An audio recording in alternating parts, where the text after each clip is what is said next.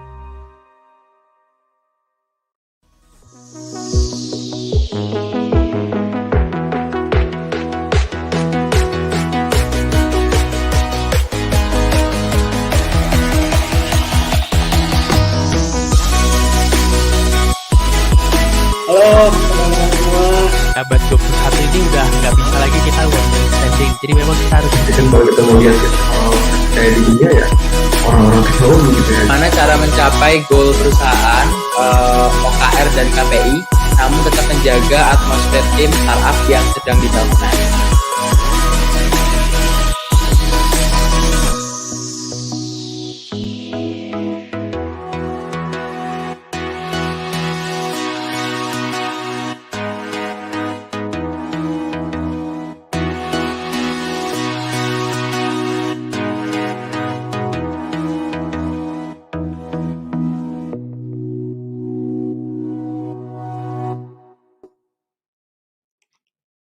Good evening, ladies and gentlemen. Assalamualaikum warahmatullahi wabarakatuh. Shalom, Om Swastiastu, Namo Buddhaya, and greetings to all of you. Welcome to Startup Culture Talk Volume 3 with the theme of how innovation can help strategically in building sustainable energy startups in partnership with Hello Tomorrow Asia Pacific. Thank you everyone for coming to this special webinar. Before we start, please allow me to introduce myself. My name is Asma Itsnaini. You can call me Itsna. I am the secretary at Innovative Academy, and I will be your moderator for today's event. So before we continue, I want to know you guys first, like where you come from where are you watching this live stream. Please write in the comment section below in what city or from what country that you are watching this live stream for. I'm really excited to get to know you guys. So as we see that we are already here in this event in Startup Culture Talk Volume 3. So I want to know from where are you watching this from.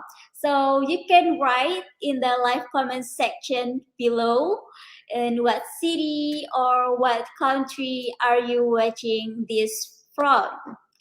Okay, so in this Startup Culture Talk Volume 3, we're gonna talk mainly about sustainable energy startups in Southeast Asia and especially also in Indonesia. As you can see in the comment section below, there are people from Purwokerto and Yogyakarta, Indonesia. There are so many people watching this live stream. And as I see that so many people are also excited for this event to start. So before that, I will give you a very brief introduction of the rundown for today's event. So in this event, it's gonna be starting by welcoming remarks, and then there will be 3 presentations from our 3 speakers with their own 3 sub-themes. And after that, we will have a Q&A session. So in this Q&A session, there will be also a guest from Hello Tomorrow. So please, if you guys have any question, write that in the comment section below with the form of speaker_questions. and then you can write your questions. We will select some questions to be discussed in later in the Q&A session. And some interesting question will get a very special gift from Innovative Academy. And now let's start the event by having the opening remarks by Pak Hempri, the representative of Directorate of Business Development and Incubation, Universitas Gadjah Mada. Hello, Pak Hempri. Are you there? How are you doing, Pak?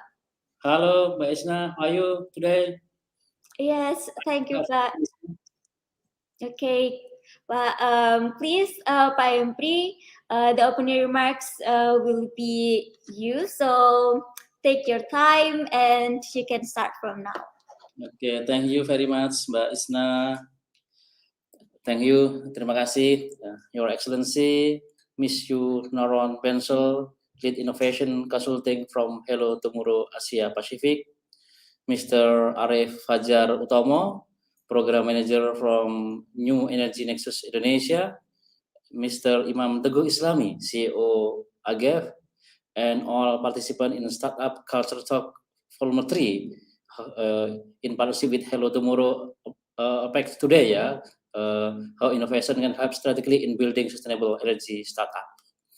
Ladies and gentlemen, on behalf of Directorate Business Development Incubation, Universitas Gadjah Mada, I would like to thank you for your participation in this event, especially three speakers, Ms. Yu, Mr. Arif, and Mr. Imam Teguh Islamy. And second, in today's programs, Startup Culture Talks is one program in Directorate of Business Development Incubation, Universitas Gadjah Mada. Innovation Academy, initiated by Innovation Academy. Innovation Academy is one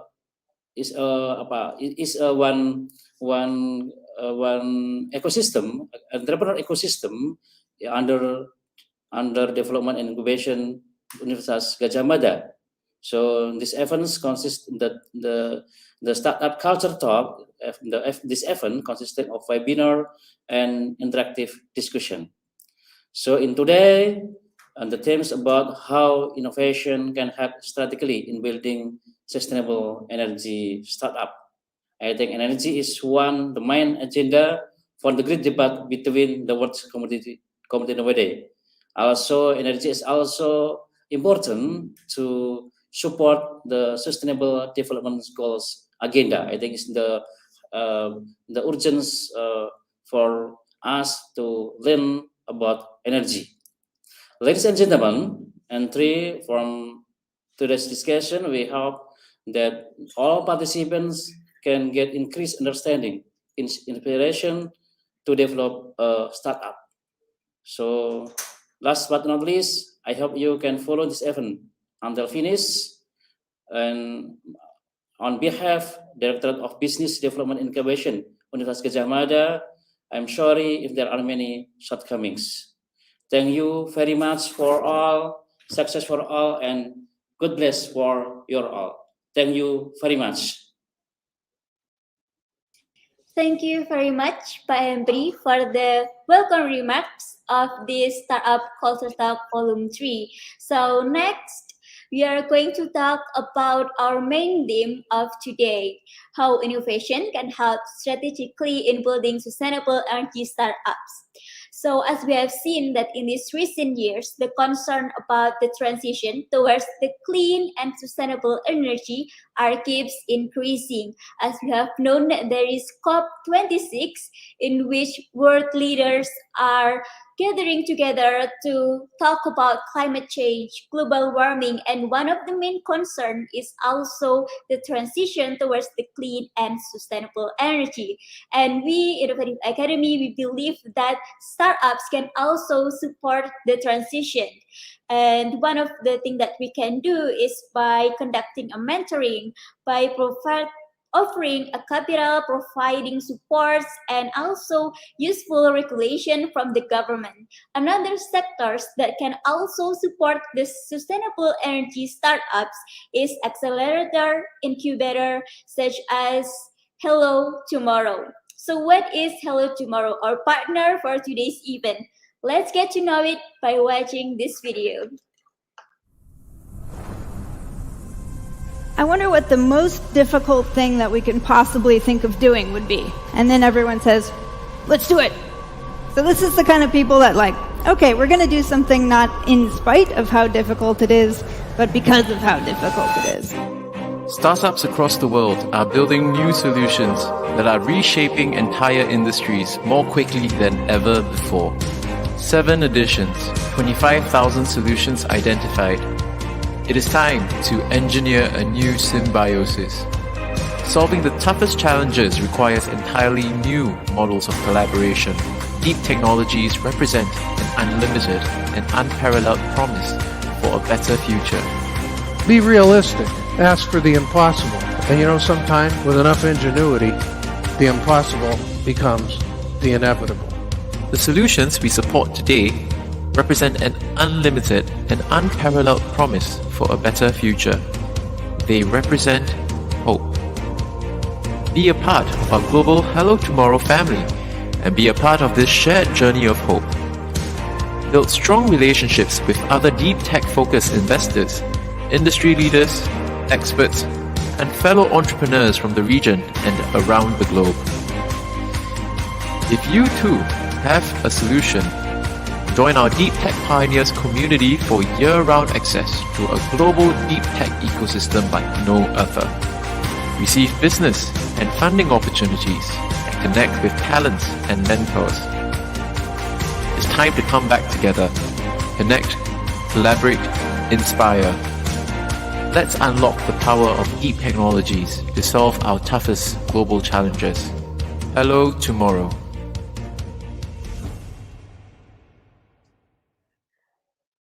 Okay, after learning about Hello Tomorrow that is focusing on deep technologies, and one of the sectors that they're focusing on are sustainable energy startups. And now for the first presentation, we're going to be hearing from Neron-Bancel from Hello Tomorrow on the subject of the conditions and the challenges that will be faced by sustainable energy startups.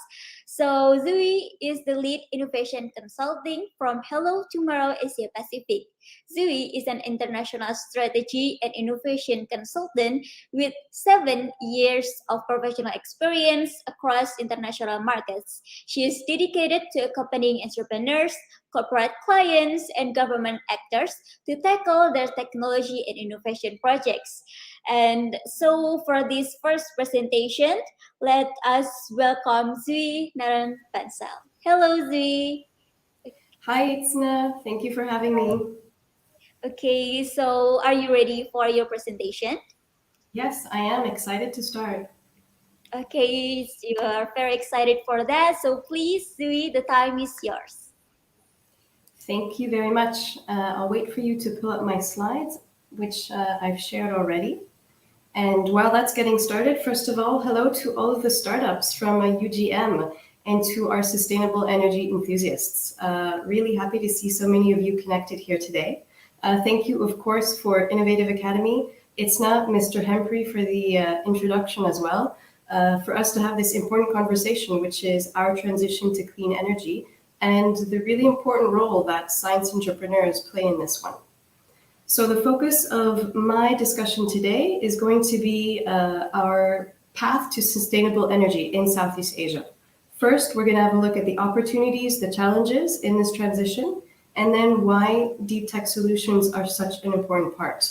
I'll also give you some pretty exciting deep tech solutions that come from our network and that have participated in our global challenge and that really have made some legway. So it'll be good for you to see. So perhaps just for those who don't know us, Hello Tomorrow has started 10 years ago. Our mission statement is to help scientists, entrepreneurs go to market. At the time, deep tech was quite an unknown term, and that has really evolved in the past few years. So now we have hubs across the world, and we help our community to really transfer their work and their work within the lab to the markets. So just a little bit about what we do so that you get a sense of perhaps how we can help you moving forward as well. The cornerstone of our activities, as was shared in the video, is the Hello Tomorrow Global Challenge. Through this global challenge, we've been able to identify over 26,000 solutions, 130 events, and raise 2.5 billion for those that have gone through our channels. So this one is really pretty exciting. It allows you to, if you do participate in the Hello Tomorrow Global Challenge, get connections, get visibility, get funding, equity funding up to 150,000 euros. And we also have our Deep Tech Pioneers. So our Deep Tech Pioneers is open all year long. The applications are on a rolling basis. And this is really to join a quite tight-knit community and to get some pretty special benefits, we think. It's access to our global talent pool, investor networks, and of course, auto-enrollment into our global and APAC challenge. Around that, we do have programs, as Itsnaini has mentioned. So we have accelerators, we have go-to-market programs, and we also help our corporate clients to best grapple how to work with deep tech solutions. So perhaps let me just, before we dive into our subject, explain our view on deep tech. I think that's really important. How we see it, deep tech are disruptive solutions that are built around unique, protected, or hard to replicate technological, scientific, or engineering advancements. So it is an innovation approach. Emerging technologies are rooted in science and advanced engineering, and they can offer significant advances compared to existing technologies. So the novelty of these technologies and the power to disrupt markets has an impact across all industries. That's why we are tech agnostic. And you'll see that we've indicated all of the technology verticals and the kind of coverage that we have within our challenge. So that's our view on deep tech and how we support innovations moving forward. Okay, so let's dive into the subject, of course, for today, our region's transition to clean energy. First of all, what is driving this transition and where do the opportunities for innovation and progress lie? So at the heart of, this energy transition, we need to understand that the energy demand in Southeast Asia is projected to increase significantly over the next 20 years. So that's actually 70%. So energy demand in the region is projected to increase by 70% between 2015 and 2040. So along with this, we see rapid urbanization. So as one of the fastest regions in the world, urbanization is at the heart of our region's growth, with more than approximately 100 million people expected to migrate to cities by 2030. So this is another element that makes us understand that actually medium cities are forecasted to drive 40% of the region's growth. So our focus in looking at this transition is how do we meet these demands with non-fossil fuel means and in less pollutive ways. So this is where, on the right-hand side, we focus on our opportunities and where we need to work. Clean energy, the first is going to be diversifying the energy mix, building up supply for renewable resources, and also shifting our reliance today towards renewable energy. But that's not just where we should be focusing. A large part of it is also energy efficiency, consumption, and storage. That's why we always consider sustainable urbanization, smart cities, mobility, and how we consume energy on a day-to-day. So as I like to say it, if we look at climate change, sustainable urbanization and energy transition are part of the same puzzle. Okay, so the idea and also what we asked to bring today is what are the real challenges and the most pressing challenges that we consider and that we can see from Hello Tomorrow. The first one would be normalizing peak supply and demand. A big concern is that renewable resources, they're not always predictable, reliable, or secure. So they sometimes fluctuate with the weather. So for utility operators, they have to find ways to include distributed energy into the mix without compromising this on-demand nature of electricity that we are all so used to having. So that's a big number one. Number two is grid stability, and also updating all of these infrastructures to support a diversified energy mix. So in order to incorporate these new sources of renewable energy into the existing infrastructure, Operators have to take care of issues such as system stability, voltage management, frequency control. And the reality is that our traditional grid is very top-down. It's a one-way centralized distribution system. But the rise of distributed energy resources requires traditional grids to be updated, accommodating two ways of electricity. So modernizing this existing grid is also very important to being able to put in place smart grids and regional smart grids, which we'll see is actually super important for us. Okay, number 3, lack of space, obviously to accommodate large renewable energy infrastructure in our very densely populated areas. So we need to find new ways of implementing and finding these solutions so that they have the space and they can incorporate into the environments that we have. Number 4 is easy access to renewable energy sources have reached saturation. So, I mean, this is really important to us. As with all forms of resource extraction, many easily accessible resources of energy have already been cultivated for extraction, but energy needs in the regions are still rapidly growing. So this requires us to tap on renewable energy sources that tend to be costlier and compromising commercially. So, hydro, carbon-based sources. And the last one, which is also very prominent in what we're seeing, is that the extraction process can be inherently very harmful to the environment. So environmental issues are likely to emerge as part of building capacity around geothermal and hydroelectric sources of energy.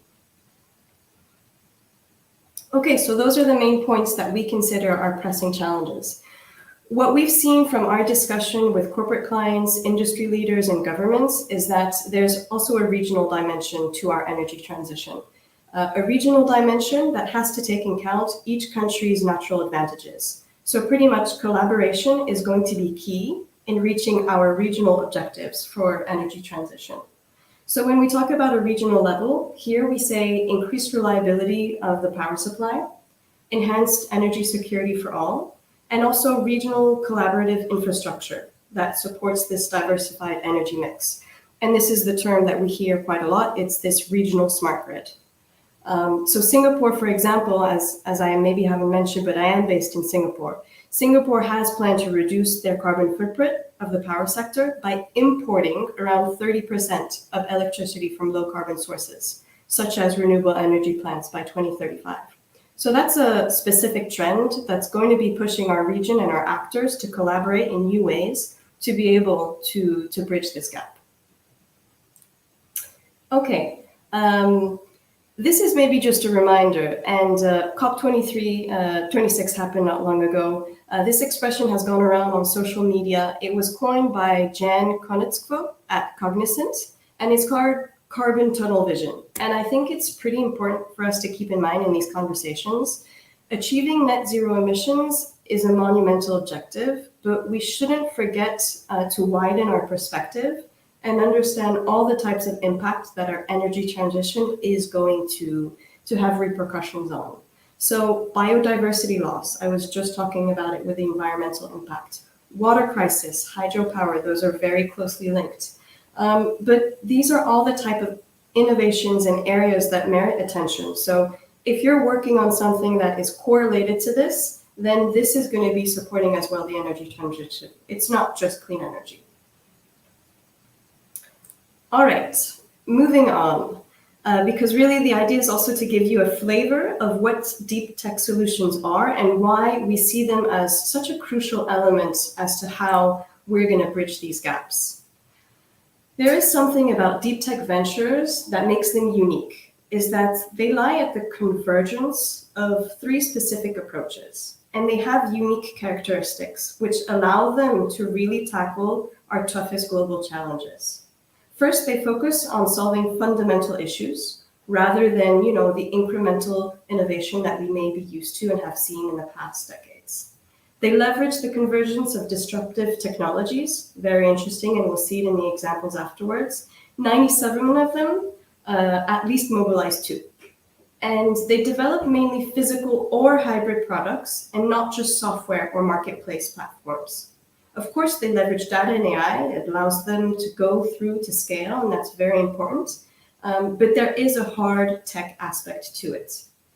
And their growth model is based on a central position within the ecosystem. This is why these communities are so important. There is a very close link to research, academia, governments in supporting these ventures go to scale. Okay, so let's get into some specifics as to what these solutions can actually look like. The focus was for us clean energy. So giving you a flavor of what the thought process is in that. Our context is increase in energy demand. Our challenge, as I said, is normalizing peak supply and demand. How do we get to that? By non-pollutive manners. So the first solution that I have to share today is Odaka Renewable Energy Technologies. So this is a solar-based solution. They have developed a mechanism for harvesting and storing solar energy. So they're developing a state-of-the-art concentrated solar power system that has modularity, cheap storage, and industrial heat provision capabilities. So by using CSP, as well as long-lasting thermal energy storage as a mechanism for harvesting and storing solar energy, Odaka is able to help utility operators meet both the base load and the peak demand. Current CPS systems are limited by the maximum operating temperature that the medium captures, and that heat receiver is approximately 600 degrees Celsius. This is where we talk about convergence of technologies. Odaka's aerospace-inspired solution actually allows hot air to capture to the tune of 1,500 degrees Celsius. So this allows a much higher energy efficiency conversion and consequently lower harvesting costs. So here we see, convergence of advanced science in distinct fields that offer scientific advances over existing technologies to help solve a global problem. So that's number one. Let's go to our second challenge, which would be easy to access renewable energy sources have reached saturation. So here we go to a really interesting solution, which is Seaborg Technologies. Seaborg is developing an inherently safe fourth generation nuclear compact molten salt reactor. And it has some very unique properties. For example, it cannot melt down or explode, release radioactive gases to air or water, or be used as a nuclear weapon. Even more interestingly is that this CMSR can be installed on modular floating power barges, as you see here in the image. So that enables full mobility. This allows the easy access of energy to fringe populations. So this is really what we could call the trifecta, stability, output, consistency. And the CEO of Seaborg Technologies recognizes that places with poor meteorological conditions, like Southeast Asia, can benefit especially well from this solution. Another one that we have, staying on the same challenge, is another type of solution. And this is a source of energy that goes unused every day and that we don't often think about. The energy source is waste heat. It's produced in nearly every type of production process, including energy generation. So if you see that up to 50% of the consumed energy is lost as heat, that's a tremendous amount. So recovering waste heat is one of the most significant means of increasing energy efficiency and reducing the environmental footprint of such processes. So under a conservative assumption, you could already think that 20 to 30% of this waste heat could be recovered in an overall, reduction of our energy consumption. So this is really not a new concept, but existing waste heat conversion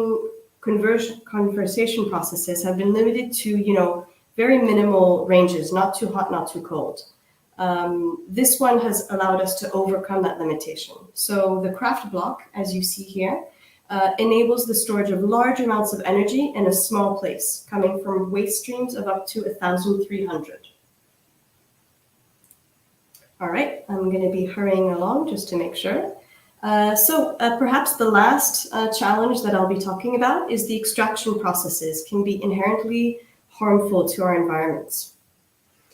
So geothermal and hydroelectric can cause large-scale environmental issues. We talked about that earlier. So the effects of GHG emissions, earthquake, floods, biodiversity loss really need to be managed as we grow.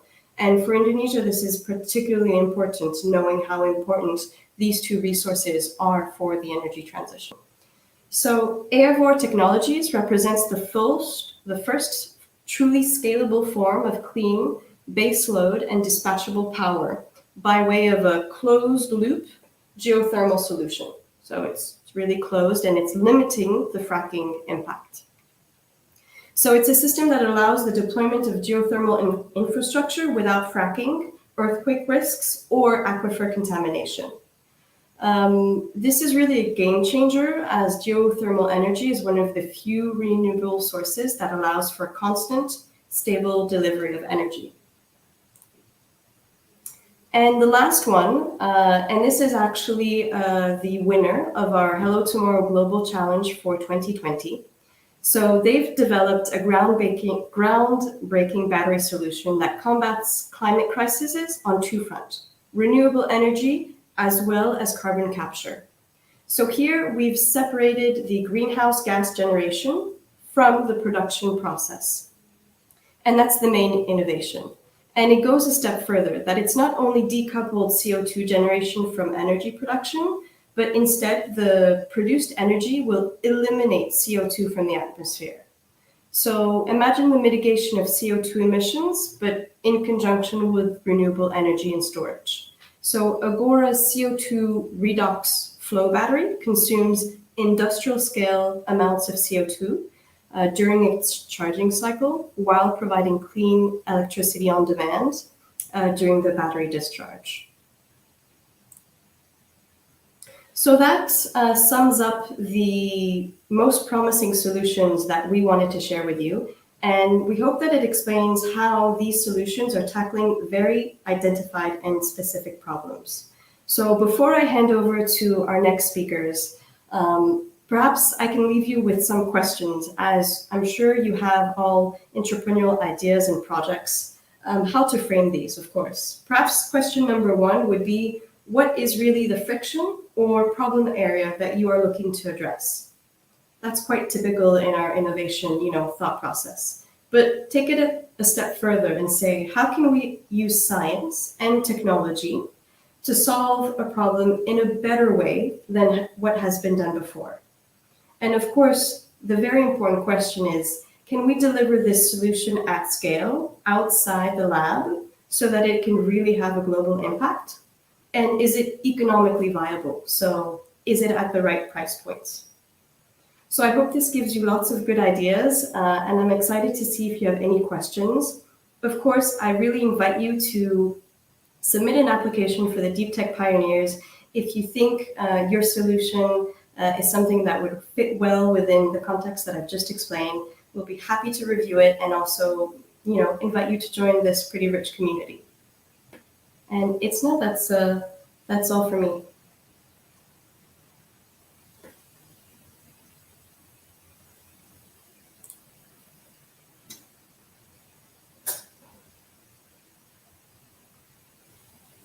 Little moment of transition. Thank you so much, Zui, for the presentation. We have gained a lot of insights about the sustainable energy in Southeast Asia and also the challenges, the solution. Okay. Great. Yes, it was very great presentation. Thank you so much, Zui. And now we are moving on to our third presentation. But before that, I want to remind you guys about the Q&A session later on.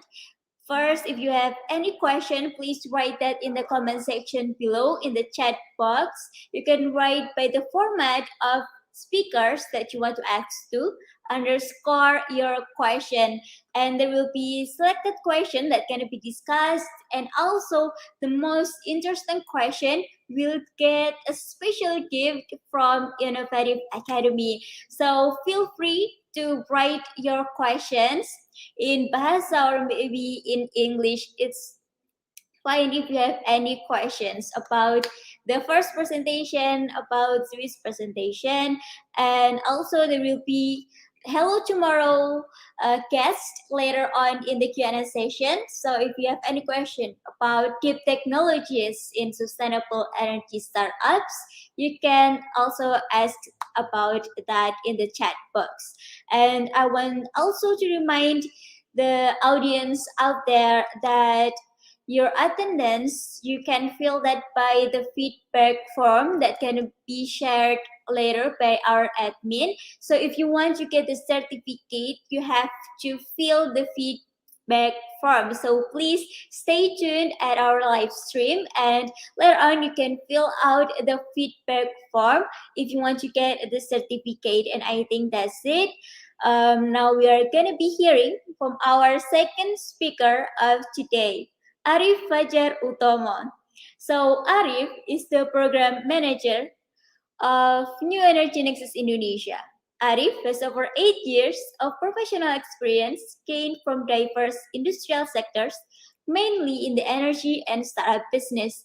He is now working as New Energy Nexus Indonesia program manager to lead outreach and startup capacity building programs in the sector of clean energy and climate innovation. So please, hello Arif. Yes, hi, good evening, Mbak Itsna, and good evening to all the participants. It's very nice to be here with you. Okay, good evening, Arif. Please, the stage is yours. Thank you. Yeah, thank you. Okay, so maybe before I start my presentation, I would like to say thank you to the committee for inviting us to be here tonight, as well as thank you to Zoe, our first speaker, for the great material and presentations on the opportunities and challenges on energy transition, as well on the deep tech and its promising aspect to our energy transition. So moving on the second session or second presentations, I would like to explain about the innovations-driven enterprise and stages in startups. And before that, I would like to just reintroduce myself. My name is Arif. I'm from the New Energy Nexus Indonesia team. Next slide. Yeah, so talking about the innovations-driven enterprise, it's very high correlated with the innovation itself. So as we all know, innovation is vital to the company's success in today's highly competitive business environment, especially when our customers today are getting more and more demanding and more technology savvy. So when we are talking about the innovations, it's very important to be remembered that we are not only talking about the aspect on the invention, but also to the business model and also on the element around it. Because innovations can come in many varieties, including from the technology, process, business model, and more. And in order to innovate, first we need to really understand of the why the products or service are actually being used, or to understand the demand, or to understand our what is the customers wants in the first place. As we would like to improve upon that, we would like to find the solution that improve on the existing condition. And I'm sure in our era right now, we are experiencing some of the most innovation of our time. We have experienced the shifting era to the digital, for example, led by Google's. And also there are another innovations like from iTunes, Spotify, Grab, Gojek, Uber, and other ride-hailing that have changed the way that we are doing business as of a day.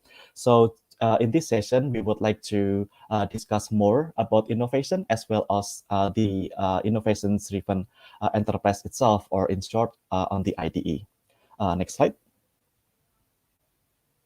Yeah, so to begin with, I would like to always start with the proper definitions of the IDE itself, of the innovation-driven entrepreneurship. So Professor Bill Outlet and Fiona Murray puts in a very great sentence that the IDE, or innovation-driven entrepreneurship, is the creations of the innovation-driven enterprise that pursues global opportunities by bringing customer to new innovations that have a clear competitive advantage and high growth potential. You notice that on the wording, there are some of the words that are marked in bold, this is like the main characteristic of the ID itself, which will set apart from the generic or conventional, if you may, of the SME or social medium enterprises. Next slide. Yeah, so on this slide, you can see some of the main differences that set apart the IDEs to the SMEs. And this is actually some of the most common questions that we have received that people are asking what's make the IDE its difference, or what's make them stand out compared to the SME itself. So on the left-hand side, you can see the characteristic of the SMEs, which is on the first one. For SME, innovation is not necessary and it's not a competitive advantage to them. So they tend to focus on building a familiar or a well-established business that serve the local needs. While the IDEs, they are striving based on the innovation, and the innovations can come from the technology, process, or business model as their competitive advantage. And the SMEs, they are tend to focus or serving on the local markets, for example, a restaurant, a laundry, or a cleaning service, while the IDEs, they are focused on aiming to get into the global or at least for the regional markets. And with the focus on the local markets, the SME, they tend to create non-scalable jobs that they have to be performed locally, while the IDE, because they are aiming to have or acquire the regional markets or global markets even. So they create scalable jobs that do not have to be performed locally, as they are looking at the global market itself. And usually SMEs start as a family business or a business with a little external funding, while the IDE itself, they have more diverse ownership base as the focus of the founders, because they need a big and diverse team to support their high growth and realizing the financial returns. The founders tend to be more team-oriented. They tend to have a different background that can support each other and towards their mission. And still talking about the growth, the SME growth is often to be linear, while the IDE's growth tends to be have exponential growth. At the earlier time, they start by investing time, effort, and resources, which usually they are starting slow or negative at the revenue, then they will have the exponential growth in the future. And to have a better visual representative on the last point, we can go to the next slide. Yeah, so in here, as you can see, there are two different growth pattern from the SME, which is usually they are having a linear growth, like a very static growth from time to time, with the delta T is short, and they usually have or need less investment compared to the IDE that they are having exponential growth. Usually they may have a starting a slow or showing like a negative revenue at the first time, because they are starting by investing the time and resources, and then they will start to have exponential growth. And the delta time is usually is expected to be longer compared to the SME itself. And there are a lot of investment that are required to make the missions of having the innovations and acquiring the regional and global markets to be happen. Next slide. And here is some real example of the growth from the IDE enterprises. So in here, you can see the global smartphone sales from the Xiaomi, that as you can see, the growth is not linear. It's having an up and down, as you can see from the characteristic of the IDE itself. And then on the next slide, we also have a similar examples from the Netflix subscription numbers. Next slide, please. Yeah, so you can see in here that in terms of growth in the number of subscribers that Netflix has, they have exponential growth, or the growth is not linear in the just like a straight line. Next slide. Yeah, so now that we have a quite a great and clear fundamental understanding about the IDA, So we would like to move to the a startup. Let's talk about startup. So startup, which is the IDE based because they are usually based on the innovation, is a newly established business that designed to search for a reputable and scalable business model. So in the future, startup will grow to the enterprises. And on the next part, I will talk about different stages in the startup itself. Next slide. Yeah, so this is the four common stages of startup. So you might be familiar at this point that startups are starting from the concept stage, then they will move to the pilot stage, then to the post-revenue stage, and at the growth or scale stage. And at this presentation, I would like to explain one by one of the each of the stage startup sets, starting from the concept stage. Next slide. Yeah, so startups in the concept stage, they usually have the idea or concept of what they want to do. So in here, to make the idea more clearer or more concrete, so they usually need to perform further assessment, starting from the problem and solution statement. So starting from the assessing on the problem statement is a very important in this stage, because we would like to based on our strategy, based on the problem statement, or that is usually translate to the demand of the market. So we want to make sure that our solution, our proposed product or solution, product or service is based on the problem that our customer is having, so that we can fulfill their demand. And then after that, we will need to assess on the first market identifications, meaning that we would need to identify who is our first market that is suitable and will have the highest probability of taking our product or services. And then to define our value proposition, this is very important because we want to have that our solution, product, and ideas are standing out from the rest of the solution that are available in the market. And then the next one is to build a business model canvas. So business model canvas is a tool that is very useful to help you to oversee your whole process. On there, you can evaluate where is your revenue coming from, what is the cost that is associated to your product and services, what kind of channels that you would like to use to promote your products, and so on. And then on the concept stage, so the goal is to planning towards the pilot stage. So in Unity Nexus, usually the way that we support startups on the early stage, on the concept stage, is to help them on this assessment at the second point, also to help them to planning towards the pilot stage. We call this as to build a master plan prototyping, a document that consists of assessment on how we can carry forward from the concept stage to the preparations of the prototyping planning, in which we are talking about the planning itself, the timeline, mitigations, and how we deal with that. Moving on from the concept stage, we will move to the pilot stage. Next slide, please. Yeah, so in the pilot stage, the purpose of having a pilot is to have the validations on the build hypothesis and assumption that we have on the concept stage.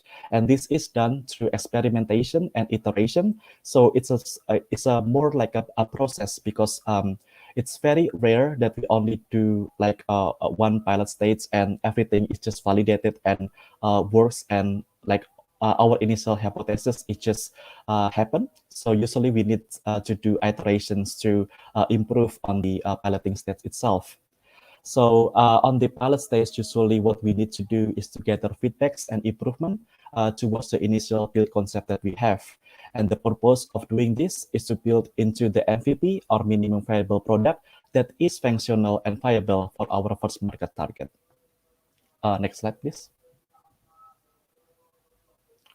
And then after we have the MVP, so typically we will move to the next stage, which is the post-revenue stage. So in here, I would like to simplify the process by dividing what's going to happen in the year one and the year two.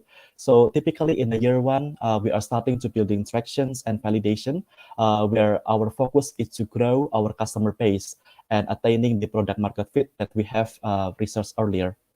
And then under year 2, usually we are going forward from our year 1 to do some refinement from the feedbacks that we receive from our early adopters. And we are aiming to improve on the certain elements of our process to make it better. For example, we can improve on our customer experiences or processes to make our process to be effective so that it will cost us less, for example. And the next slide is on the growth stage. Yeah, so on the growth or scale stage, so this is where we are further growing our customer base and our company reach. So remember, what set apart from IDE to social medium enterprises is that we want to be aiming for the regional or global market because we are creating the solution that are scalable to many situation or scenario. So in doing so, we continue to iterate what is working and optimizing our process to operate more efficiently. Notice that I use the word iteration quite a lot because so this is actually a process. So it's very, very rare that we find one single process at the post-revenue stage that is working for our entire business. So in the middle of the process that we will need to iteration, and that is very, very normal to make improvement along the way.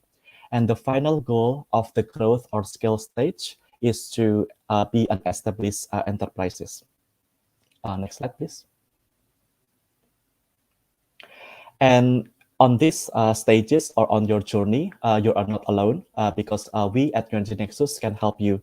So since 2019, we have been active in providing a program to our Indonesian audiences, to our Indonesia startup founders and innovators to upscale their knowledge and to make sure that you have the needed information and you are up to date to the current development and have a real life examples that is conveyed through our activities, for example, on the our outreach. And we also support diverse entrepreneurs to drive your innovation. And by doing so, we hope that you can build the equity to the global clean energy economy. So how we are supporting you on this stage? So we are having multiple program tracks from pre-incubation, incubation, and accelerator, depending on what is your startup's readiness level. So we can accommodate startups in the states of the early states from the concept to the post-revenue and the growth or scale stage. Next slide, please. Yeah, so in total, so we have supported 60 startups, mainly on the clean energy, as well as the climate change innovation. So talking about sector diversity and trend, so when we come to Indonesia or when we establish our activity in Indonesia, we see the trend that the startups idea are mainly dominated by solar energy, if not by energy efficiency. But right now we are seeing a very diverse trend, which is we are getting more excited.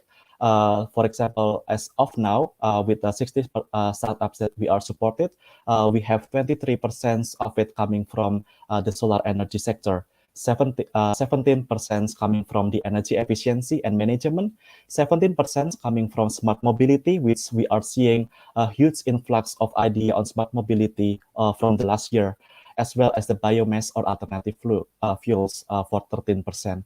So the others coming from a different idea from microgrid solution, ocean power, wind, financial tech, as well as the productive use in aquaculture and the agriculture. And talking about the stage diversity, so we have 4 of them in our program. So we have 5% from the concept stage, 13% from the post-revenue, 13% from the post-revenue, and then 33% from the growth. And talking about the gender diversity, unfortunately, we are still seeing a low number from female co-founding team, which is only 14%, which we hope that in the future we will see a more improvement or more increase from female founders registering to our program. Next slide. And I think that's all from me. Thank you very much for your attentions. And for more informations, you can contact us through these channels. And if you would like to discuss more about it and to have a chat, feel free to contact us. And if you want to collaborate with us, feel free to contact us as well. Thank you, everyone. Okay, Arif, thank you so much for the presentation. We're talking about the innovation, right? Mainly about innovation, the IDE, and also the stages of startup. Thank you so much for Arif. Yeah. Thank you. Okay, and now we are going to our third presentation. But before that, I want to remind you guys, if you have any question, please write that in the comment section below with the format of speaker underscore questions. There will be some selected questions that can be discussed later. And the most interesting question will get a special gift from Innovative Academy. So please feel free to write your question about maybe the topics of Zui or Arif. And I also want to remind you guys that there will be a feedback form later, and by filling that, you can get the certificate. So please stay tuned until the end. And now, on this third presentation, we will talk about innovation. We'll talk about mainly how to run a sustainable energy startup. And we're gonna learn about that from the expert himself, which is Imam. He is a founder and CEO of AGEV. He is interested in sustainability project, business development, and information system management. Currently, he is pursuing MBA degree specializing in operation management. So he is going to talk mainly about how to run a startup in sustainable energy sectors, the story and how to solve a problem, and also how to find an ecosystem that supports the startup development. So without further ado, I would like to welcome the speaker to deliver the presentation. All right, Mr. Imam, hello. Hello, good evening. Thank you for having me. Okay, thank you, Imam. The floor is yours. Okay, thank you.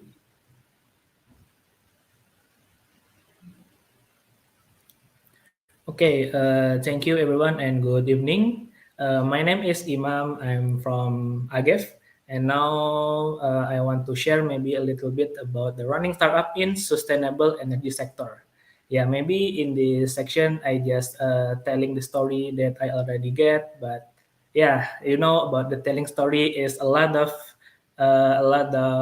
subjective aspect, and then there is no true or false. Yeah, because it's just about your perspective only. Yeah, next. Yeah, there is two things that might be interest in us to running a business. There are two type of the business about. First one is about the startup, and then the small businesses. There is quite similarities both of them, yeah, because they are selling a product, selling a services, and also they are solving a problem. But maybe there are one major differences between startup and small businesses. The startup is focusing on adding the technological things to their business or to their selling a product, and the small business, yeah, just selling a product as usual. Yeah, maybe it not too important for us, yeah, because the running a business, yeah, just running a business. The technological things or non-technological things, it's not important. The important thing is you can solve your problem, you can deliver your product, especially for renewable energy industries that we will discuss this evening. Next. Yeah, this is my first time knowing about the sustainability word. Yeah, actually, my background is not about the sustainability. My background is about the computer information system. Yeah, I think it's in 2 or 3 years before the first time I know about the sustainability. Yeah, my first career about the sustainability environment is joining the LCA or Life Cycle Assessment Analysis team in Irish Power. and I become the data assistant. Yeah, long story short, I was realized that the environmental things, the energy, the conventional energy things, it's have the one important things. They need to be changed because the fossil fuel is will be empty, and then the current condition is how we can change the fossil fuel to the renewable resources or renewable energy. And then the next important thing is about the data. Yeah, maybe there are so many inventors, maybe there are so many idea, or maybe there are something needs, market, anything else about the renewable resources and renewable energy. But the most important things, the special in Indonesia is there is no data, there is no integration, there is no link between the supplier, the demand, and then the industrial sector, and then the inventor about the renewable energy, and also the sustainability work. Yeah, so I think it's the best thing, or maybe the most important thing that should be solved is about the data. How we can solve the data, how we can integrate the anything that already exists in the sustainability and renewable energy industries. Next. Yeah, this is our first version. Yeah, the first version is we not directly joining the renewable energy things, but we entering the waste management services. We call it the CECO. So this is the project is focusing on collecting the waste from the village, and then we managing the waste, yeah, using the digitalized system. So maybe you know about the online driver like Gojek or maybe Grab or Uber. So we use the phone to call the driver to pick up our waste and then collecting the waste. But yeah, you know, the COVID-19 pandemic makes everything is terminated. And also our first project is terminated. Yeah, maybe this is just focusing on the waste management industries, but more we realize that the waste and the energy is not quite far. Yeah, there is so many relation between them. Next. Yeah, we doing so many iteration. Yeah, I think maybe we doing 4, 5, 6, maybe 10 iteration to changing the concept, aligning with the current condition. Yeah, you know about the startup is the fast forward, fast moving the industries that if you just blinking in 1 second, then there is new innovation around the world. So aligning with the condition, so we aligning with what can we do, what the global needs. So we changed our brand to AGEV as our new brand. The stage also become the challenge because when we doing an iteration, when we creating an innovation, there is a lot of innovation, there is a lot of idea, there is a lot of that what we want to do to the world. Yeah, you know, but the startup persons is like, I want to change anything, I want to implement anything, I want to do anything. But one thing you do that, what should you do the first? Is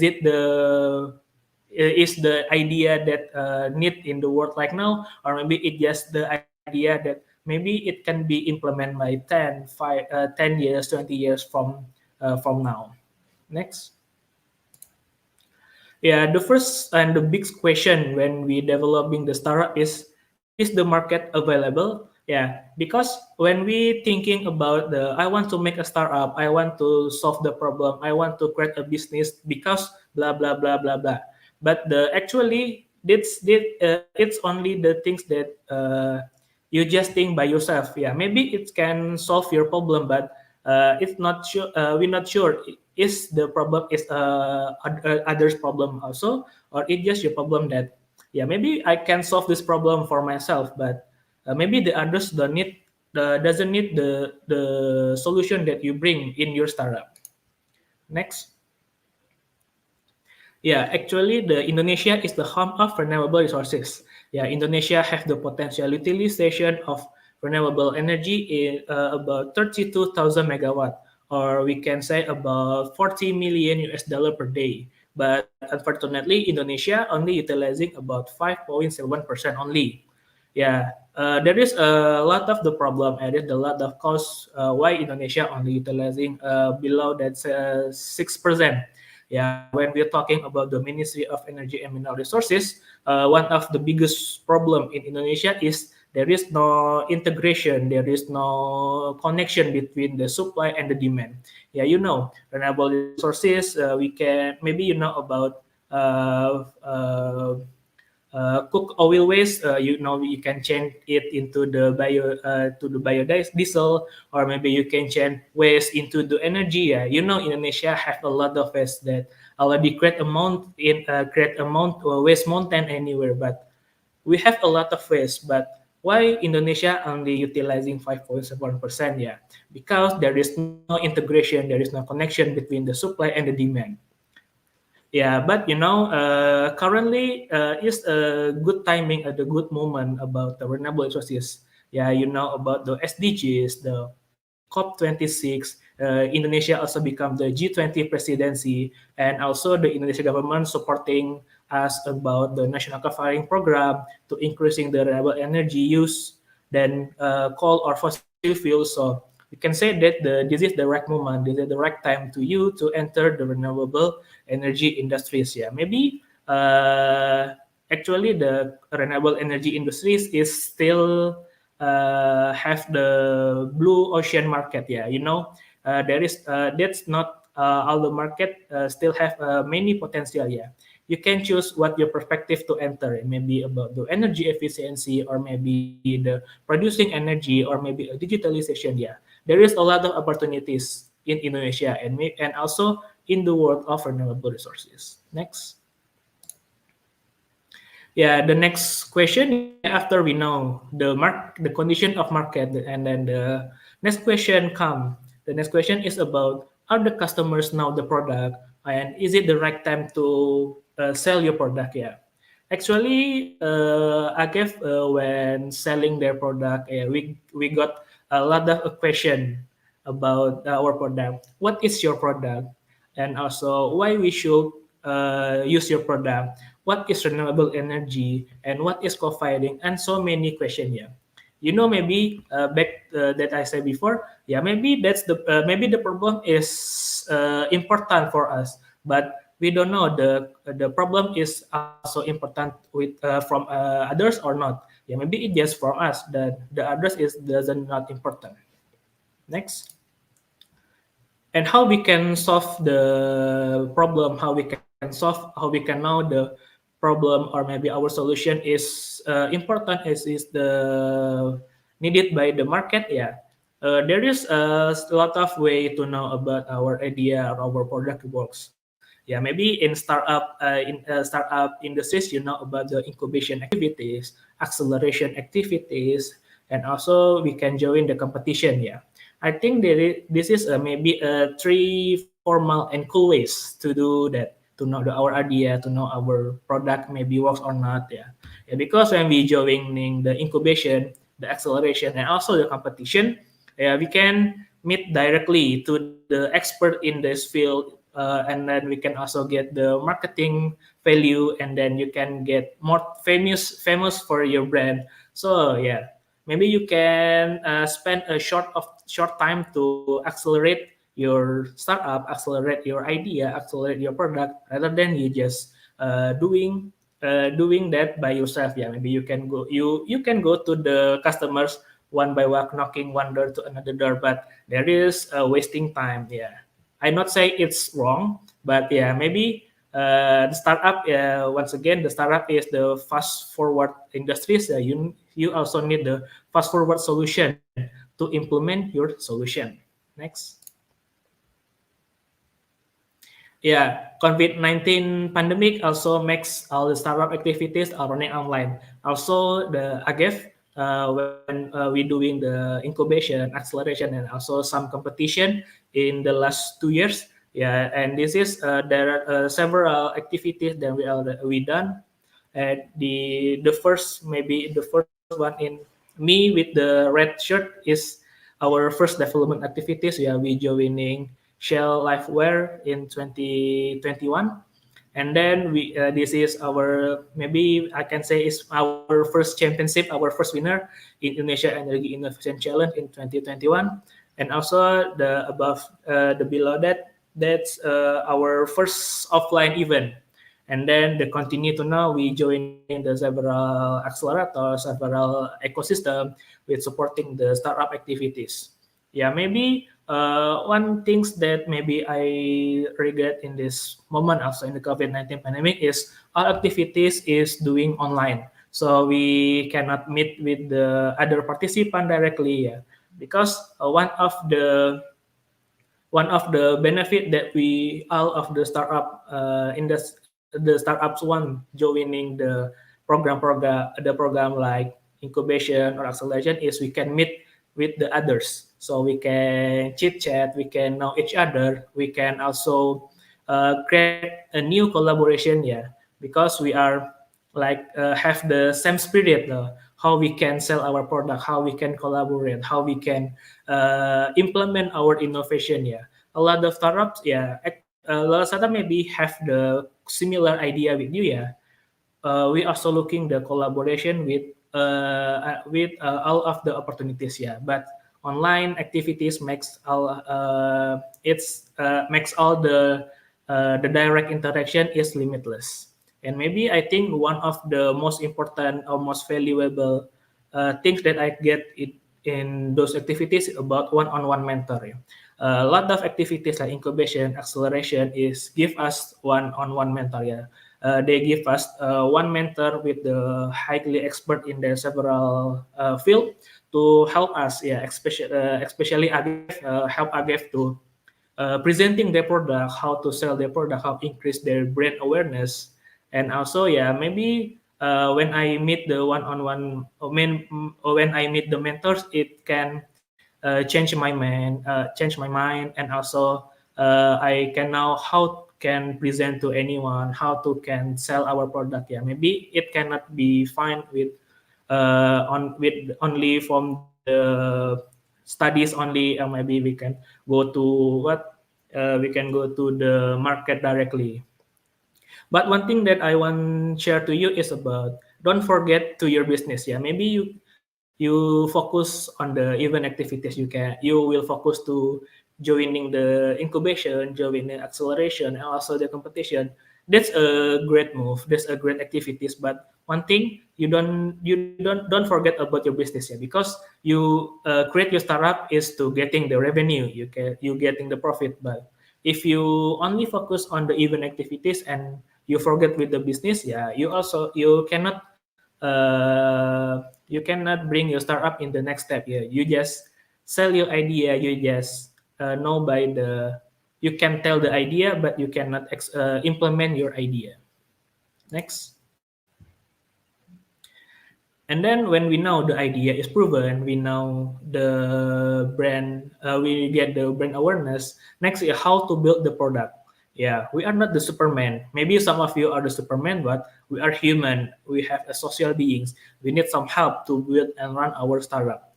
And the greatest challenge is how to find your soulmate, how to find your founders.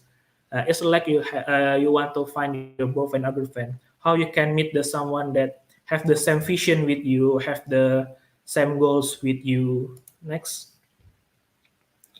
Yeah, again, COVID pandemic makes all activities going to online. Yeah, this is my team right now. Yeah, we just doing all the activities online, and we finally meet in person. Yeah, maybe in 2022. Yeah, about 1 or 2 weeks before. Yeah, that's our first time to meet in live in the live situation.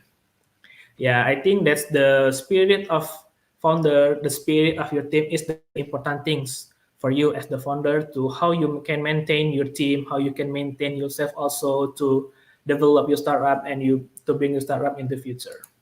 Next. Next, please. And then how to start selling your product, how to scale up your startup. When you already get your first income, it's a great blessing. But what's next? Is it when you get the first buyer and done? Continue. Next. There is a common way for startup, so the company, to bring their business into next level. You can create the joint operation, you can create the joint venture, you can do a merger or acquisition. Yeah, basically you can create the collaboration with with the other parties. You can have the ecosystem, you can have the another parties, you can have a great collaboration. But the first thing that you need to do and to consider is why you create the collaboration. Is the collaboration give advantage to you, and why should collaborate with them? Because this is the business. The business. That's not always the good things you may get. Maybe there are a lot of parties that they only want to give the profit by themselves and do anything to do to get their advantages. Maybe you need to realize there is not only the good stories about the business industrial. Next. AGEV as the independent startup joining and collaborating with the LS Power ecosystem. Beside the historical things that made us have a connection, we also see the advantages, the both of us to have a collaboration. We have the similar vision about the sustainability and renewable resources, and then we see our capabilities for both parties.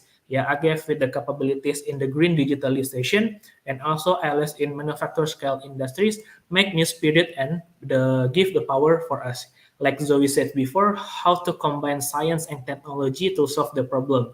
Because science and the technology, we cannot separate them. There is two things that always connected one of them. And this collaboration allow us to reach the source of renewable resources, become the energy. We can also managing and produce the renewable resources, become the renewable energy. We can sell it, we can analyze the data information, and also we can do the many things. That's one I want to tell to you. The collaboration is important. Like Gojek and Tokopedia also doing a collaboration. Because we can enter the business, enter the market by ourselves. But the one thing you need to consider is the collaboration give advantage to you. Next. Maybe that's all for me. And one thing I want to share to you is let's collaborate to accelerate our sustainable future. Because next. Next, sorry. Because we are not dreaming about sustainable future. And next. But we are working on it. Next. Okay, that's all for me. And this is my contact. You can contact me for any further maybe question, discussion, or maybe the collaboration opportunities. Thank you and good evening for all. Okay, thank you so much, Imam. Good evening for you, and also thank you very much for addressing these interesting topics about how to run a startup and how to scale up our startup business in sustainable energy sectors. And next, after three presentation, there will be a Q&A session, and the system of the Q&A is by writing your question in the chat box in the comment section below with the format of speaker_question, and there will be some selected questions that can be discussed by our speakers today, and the person whose question is interesting or the most interesting question will get a special gift from Innovative Academy. So you guys can start to write your questions. And now we are moving to the Q&A session. So please, I would like to welcome all of the speakers to the stage. Okay, so here we have Imam, we have also Arif from New Energy Nexus Indonesia. Okay, hello. We also have guests from Hello Tomorrow Asia Pacific. Besides, okay, so first we are gonna have the Imam and also Arif from AGEV and New Energy Nexus Indonesia. So first, we're gonna have selected questions. So please, for the admin to give the questions that have been selected. Okay, so if any of you guys have any question for the audience out there, write that in the comment section below. And I also want to remind you that if you want to get the certificate of this event, you can fill out the feedback form that can be sent later on in the end of this webinar. So please, if there have been a selected questions for the admin, can put that in the stage so we can discuss that with our speaker. So here we also have Zui from Hello Tomorrow Asia Pacific. Okay, so hello Zui. Yep, and we are going into this Q&A session. So first, please, if there are any questions, you guys can write that in the comment section with the format of speakers that you want to ask to, underscore your question. And I have seen that in this comment section, there are already a lot of people that is very interested in the topics that we have discussed and presented by our speakers.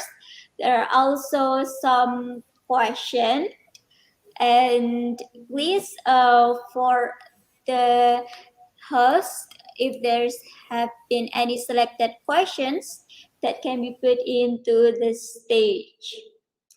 Okay, so here we have the first question from Andi Mardika. So the question is for Zui from Hello Tomorrow Asia Pacific. So what do you Hello Tomorrow think about the potential of Indonesia in sustainable energy startup or deep tech startup? So Zui, you can answer that question, please. Thank you. Sure, thank you, Itsna. Well, we've seen quite a few startups come up through our channels from different areas. There is definitely room to grow. There's innovation and there's IP, but we do see that they're not necessarily translating and forming into spin-offs.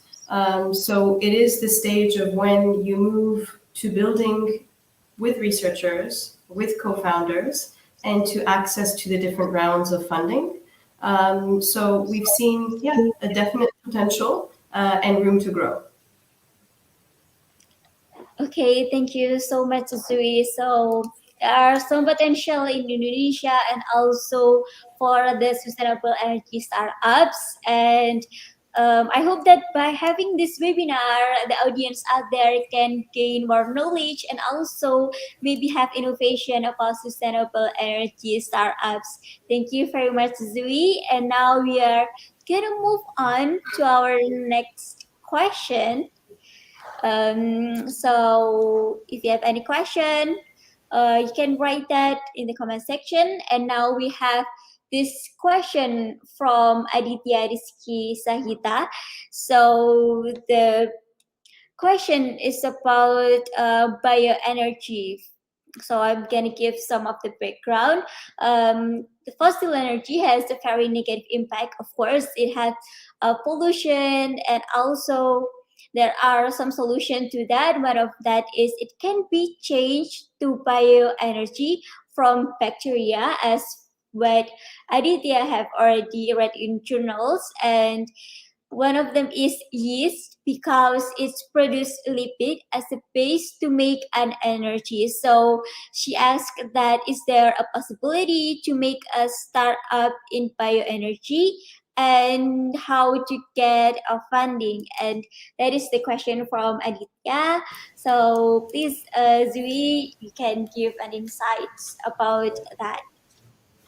Yes, so absolutely. I think there is space for bioenergy within our energy mix. So it is a source of renewable energy for all of those that are with us. So biomass, it can refer to waste of biological origin. So yeast, of course, agricultural, but also forestry, fisheries, and also aquaculture, as well as even, I think, biodegradable industrial and municipal waste. So there are tremendous opportunities. I think it is complementary to our energy mix, but it won't be something that can take the lead on it. And I don't know, Imam and Arif, you may also have experience with bioenergy startups within your field. So yes, and in terms of funding, I think it's within the teams and within your research institutions to pair up and to access to how those will be developed for Indonesia. Okay, thank you very much, Zui. Also, from what you have explained, do you have any insights for people that gonna start a sustainable energy startups? Maybe what your suggestion for them to get started?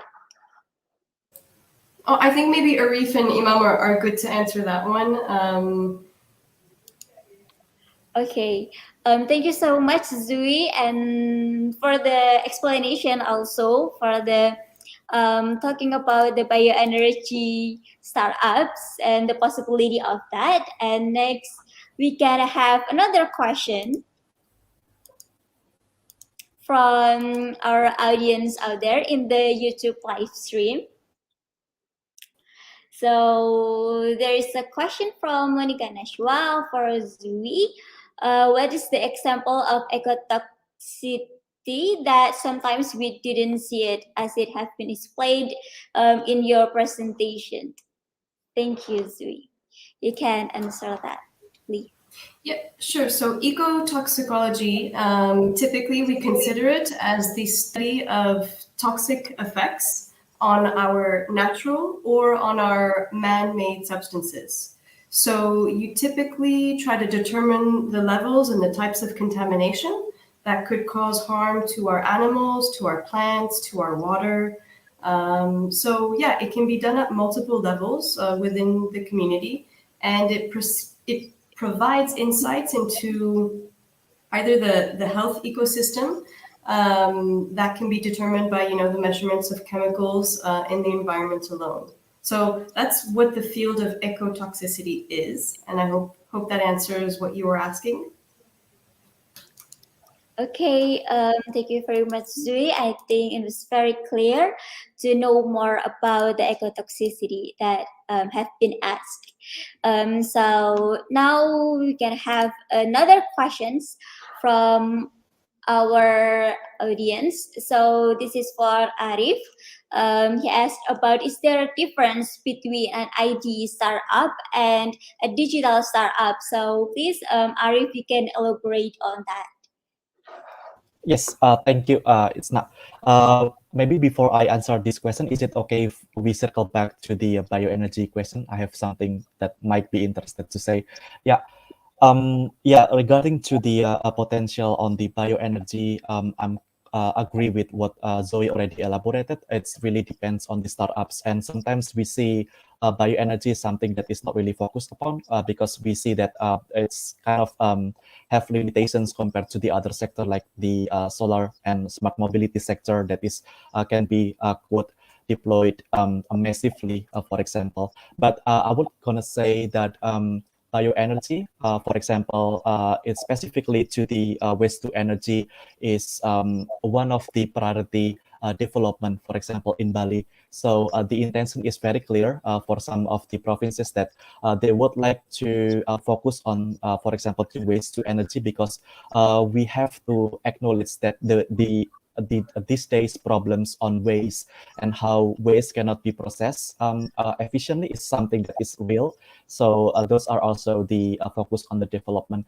And in our cohort, we have also supported several bioenergy startups, which is in total is right now is around 8 startups. So we definitely would like to see increase on the number of bioenergy startups because this is also something that we see is crucial to do. Okay, thank you so much, Arif, for the elaboration. We get to know more about the possibility of bioenergy startups in Indonesia, especially. And now, Arif, there's a question about what do you think the difference about ID startup and digital startup? So please, Yes, Arif. Thank you, Itsna. So I think generally digital startup is the startup that the bringing or base their business model and activity on the digital for their product or services. So it's kind of we have to see that it's kind of difficult to entangle that from the nowadays the IDE, because usually the innovation these days are very related to digital. So I can see the confusions, but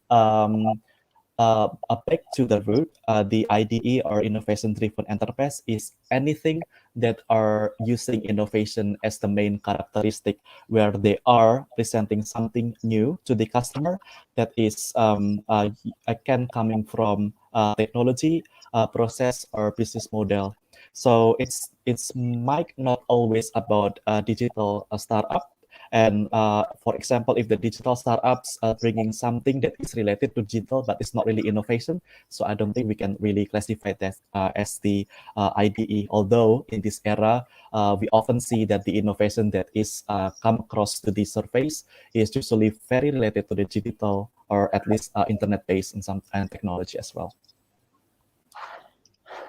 Okay, thank you very much, Arif. We have known about the difference, and also from what we have seen, because of this pandemic, there's also a growth of digital startup and also IDE startups.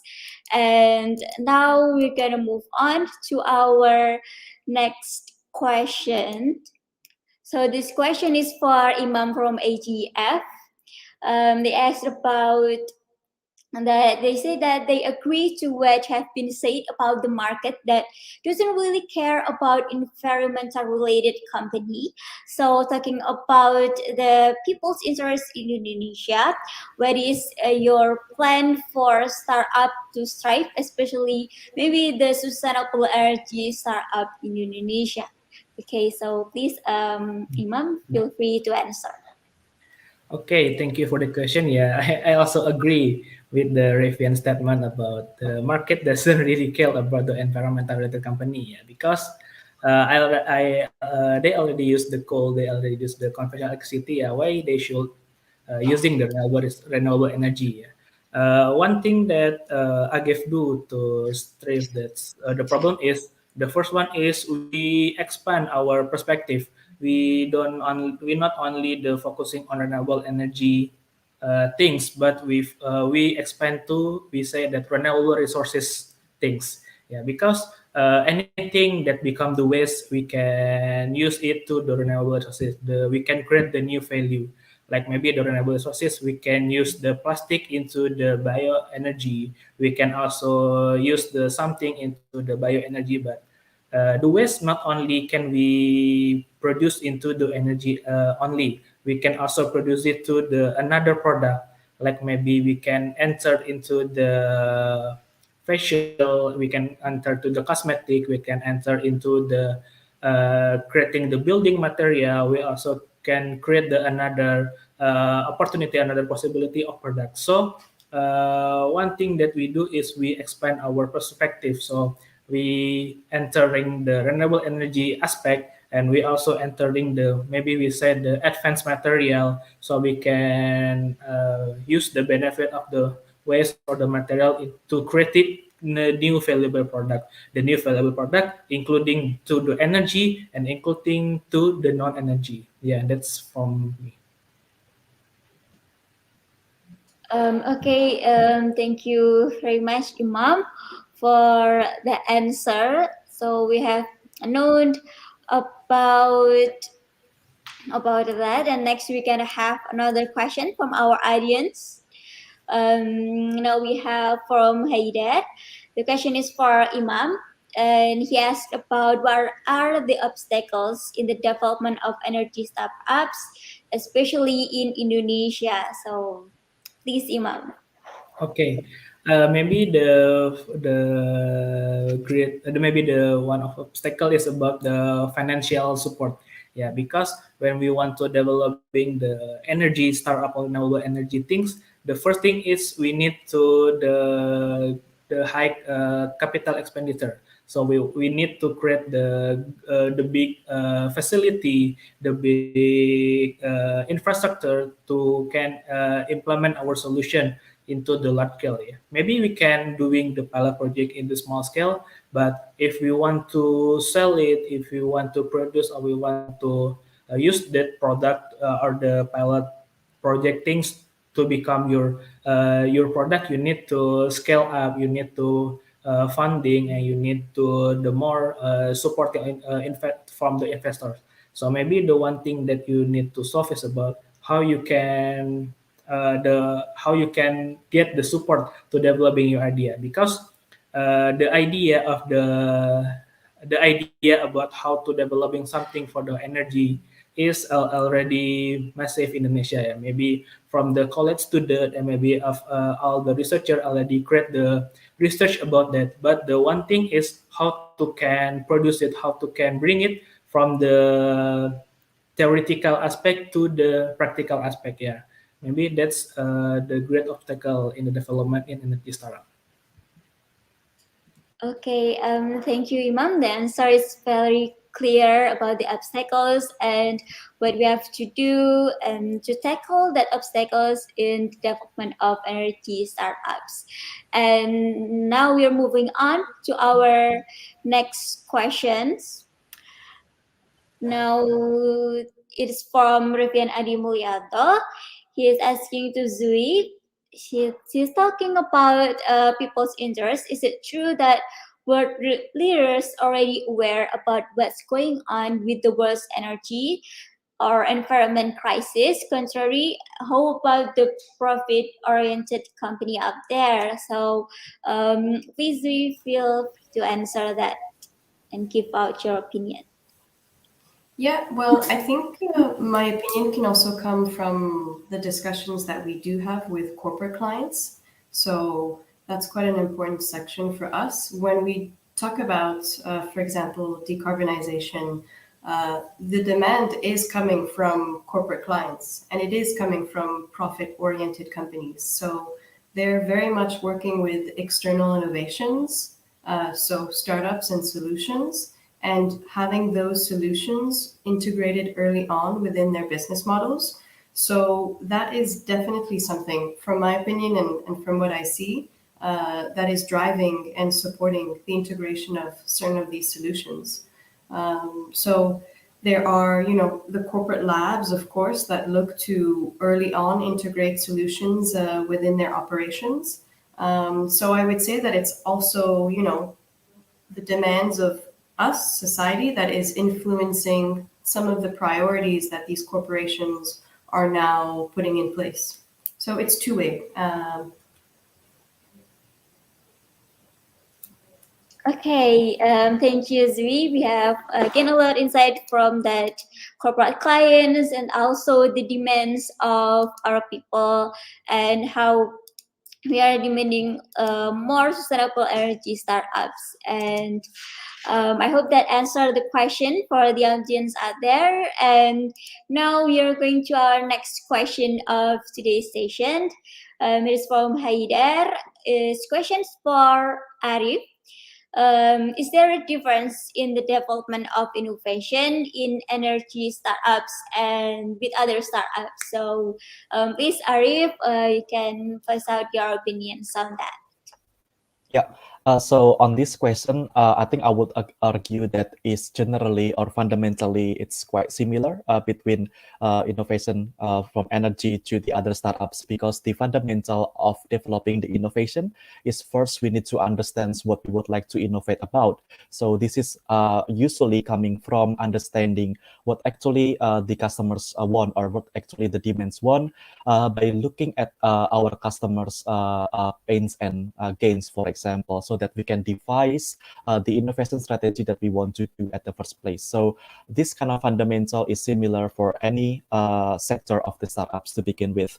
And from there, usually we will build the initial concept of what we want to do in terms of innovation.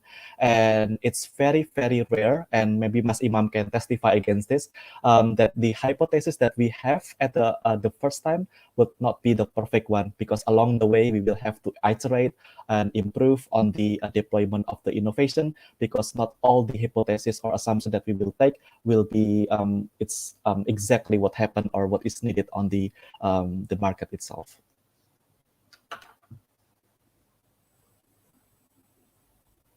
Okay, Kak Arif, thank you so much for the answer.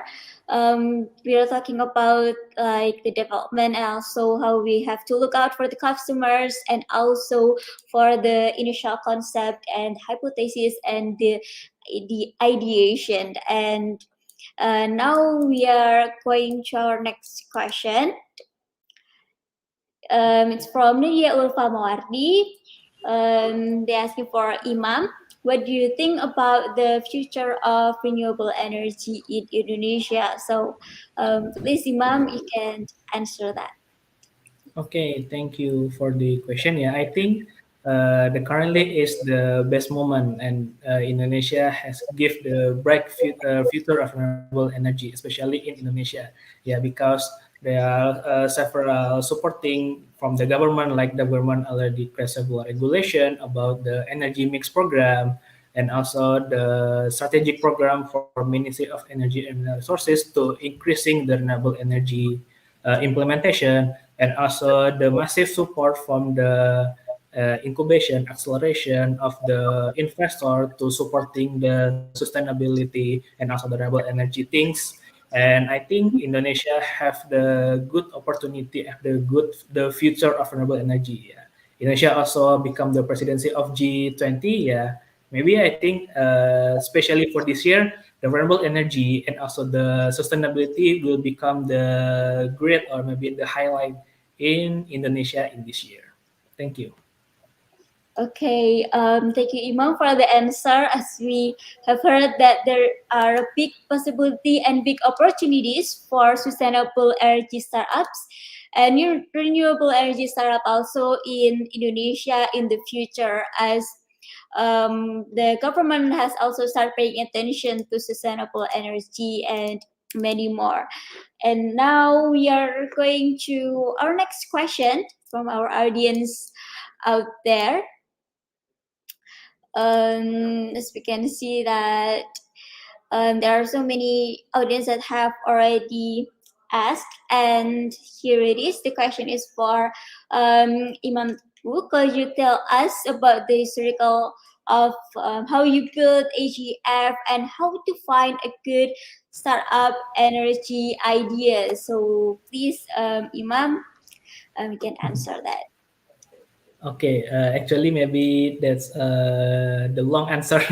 Maybe it need a long time to answer the question. Maybe in the short way, the AGEV is starting to. Our first idea is to implement the biomass technology in the village area.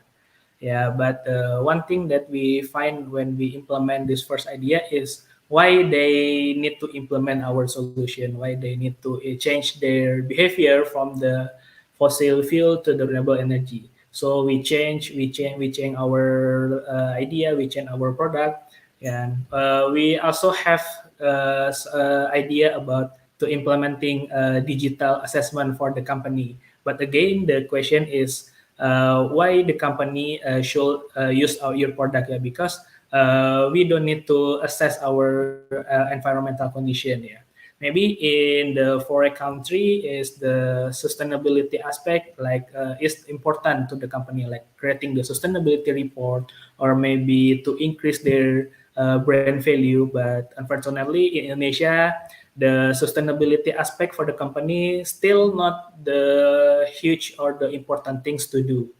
Yeah, maybe because that condition, yeah, we change again. What is the exactly the point of the renewable energy of renewable resources? So we come with the solution to create the, we say, the renewable center, so we can turn anything of waste to the anything of product that we can produce. Like we can turn the plastic into the energy product or maybe non-energy product, or also we can change the palm oil waste into the energy to the biomass.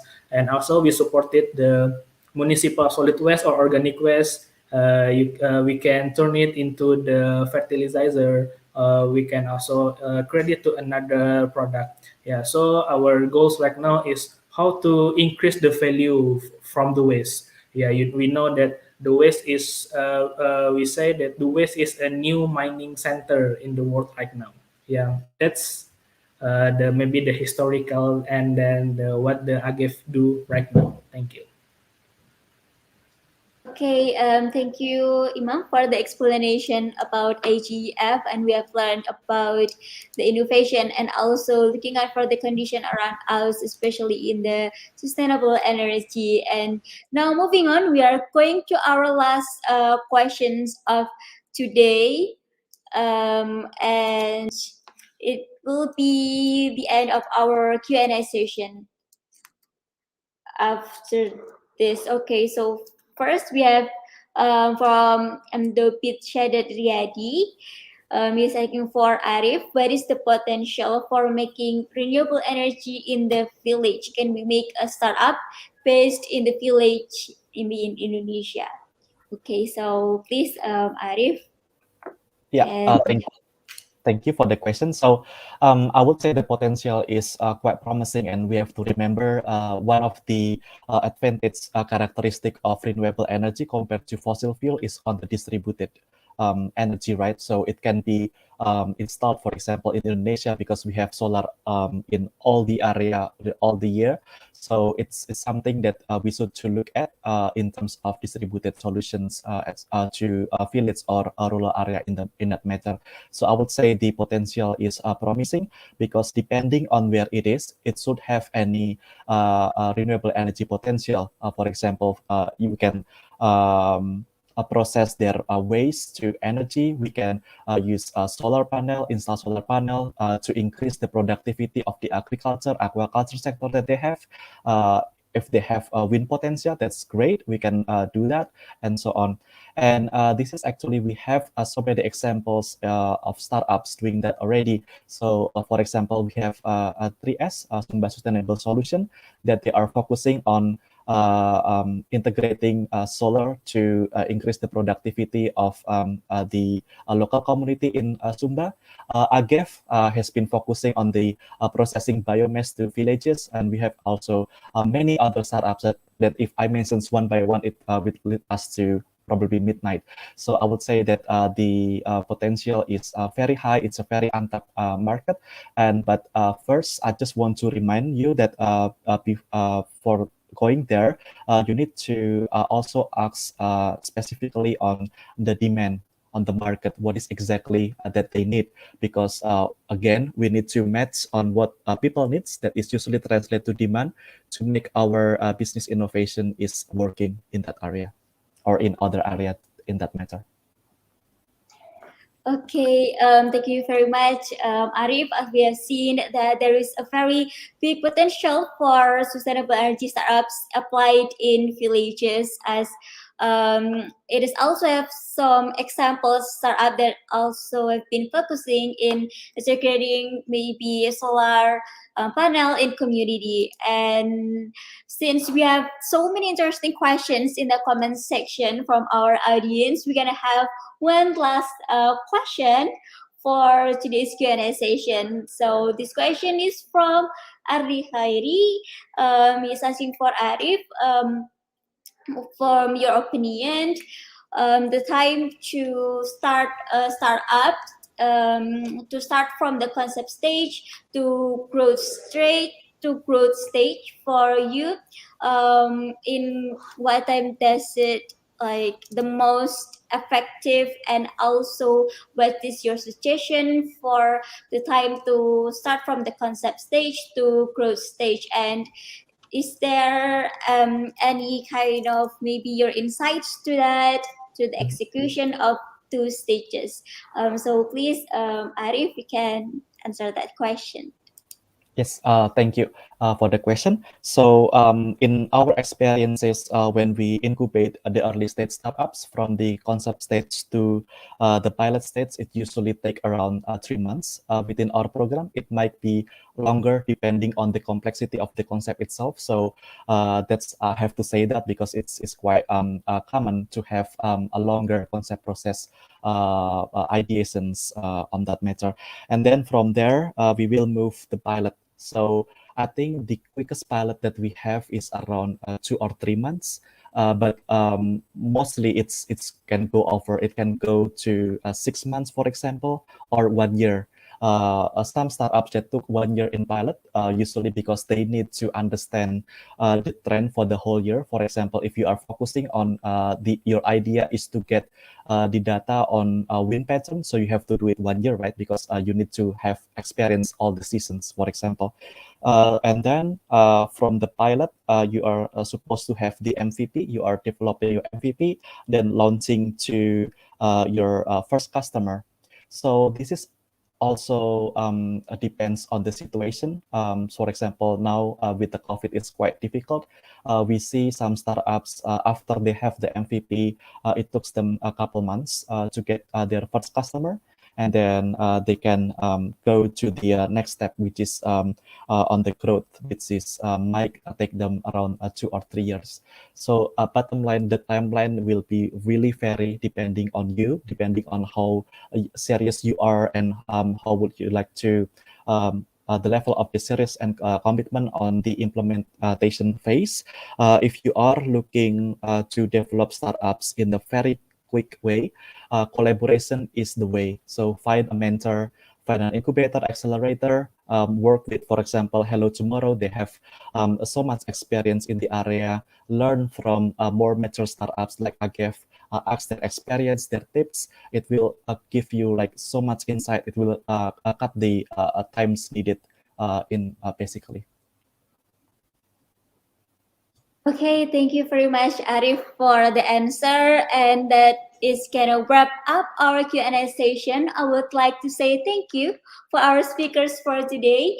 For Zui from Hello to Asia Pacific, Imam from AGEV, and Arif Utomo from New Energy Nexus Indonesia.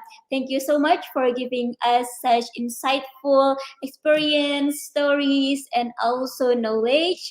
And I would like to say thank you. And maybe if you have another opportunities to have a collaboration in the future. So thank you very much, Zui, Imam, and Arif. Thank you very much. Okay. Thank you Thank and you. good evening. Thank you, everyone. Okay, thank you. And now we are going to wrap up this presentation, this 3 presentation that we have seen, that we have learned, and I will give you a brief conclusion about what has been discussed. So in the first presentation, we have talked a lot about the opportunities, the challenges, and also the situation that we can see in Southeast Asia. And also we have also known that there are opportunities such as hydropower, bioenergy, solar energy, hydropower, natural gas, solar energy, geothermal, hydropower, and also wind energy. There are many opportunities, and we have also learned from a case study the challenges that we have to face as a sustainable energy startups in Southeast Asia, and such as normalizing peak supply demand, easy to access renewable energy sources that have been reached a saturation, and also another challenge that a sustainable energy startup have to face is an extraction processes that can be inherently harmful to the environment. So there are so many things that have to be focused by the sustainable energy startups. And next, after that, we have the second presentation from Arif from the New Energy Nexus Indonesia, focusing about innovation and IDE, the innovation that pursues global opportunities by bringing customers new innovation that have a clear competitive advantage and high growth potential. And also we have learned that IDE have a more diverse ownership, and also the focus of the founders in a high growth and realizing financial returns. And founders of IDE startups tend to be more team oriented, and we have also know that this stage of startup can also consist of concept, pilot, and post revenue. And then next we have the last presentation from Imam, the CEO of AGEV.